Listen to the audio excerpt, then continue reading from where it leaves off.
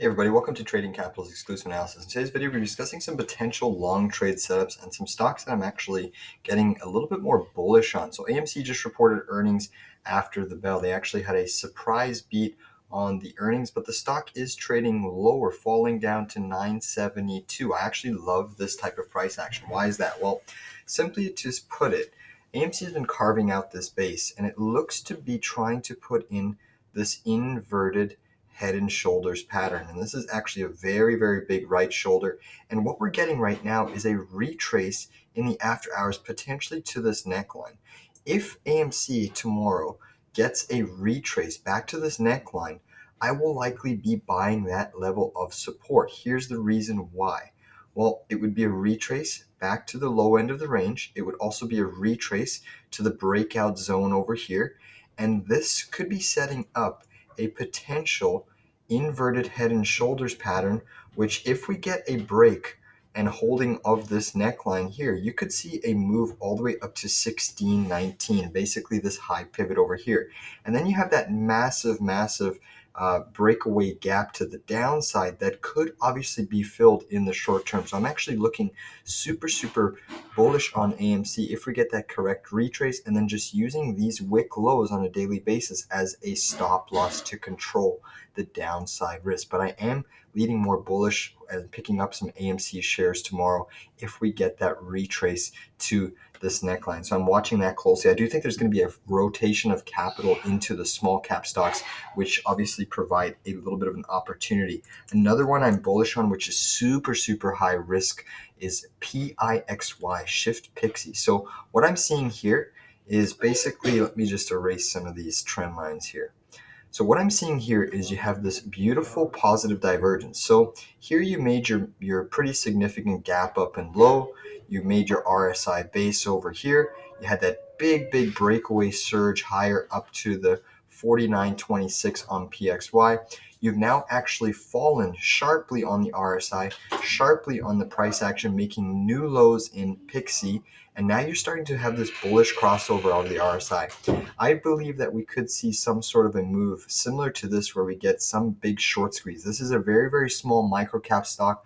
Often the volume trades under 1 million, but over the last 3 days, I've been seeing this three white soldier pattern, which is notoriously bullish. So I actually picked up some PIXY shares as a swing trade today with my members.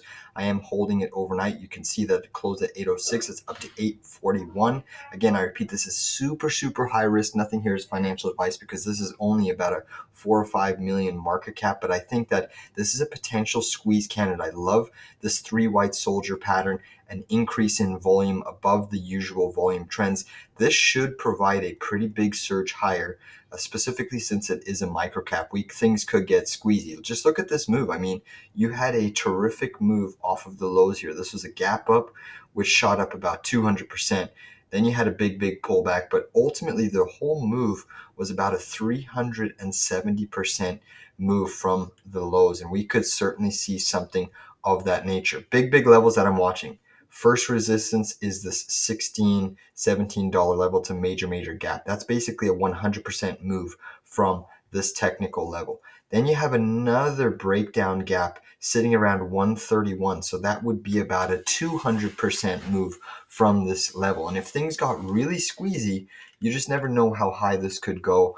And you just have to kind of take it day by day, hour by hour, and candle by candle. But this is one that is a little bit more on the risky side, definitely lighter on the share size. It's a small potential trade setup that I am watching on the long side. And I think that even with yields cooling off recently and the way that small caps have sold off, potentially putting an inverted head and shoulders, Carvana is another one I'm watching. If yields continue to fall, this one could squeeze. Now I'm waiting for a little bit of a pullback.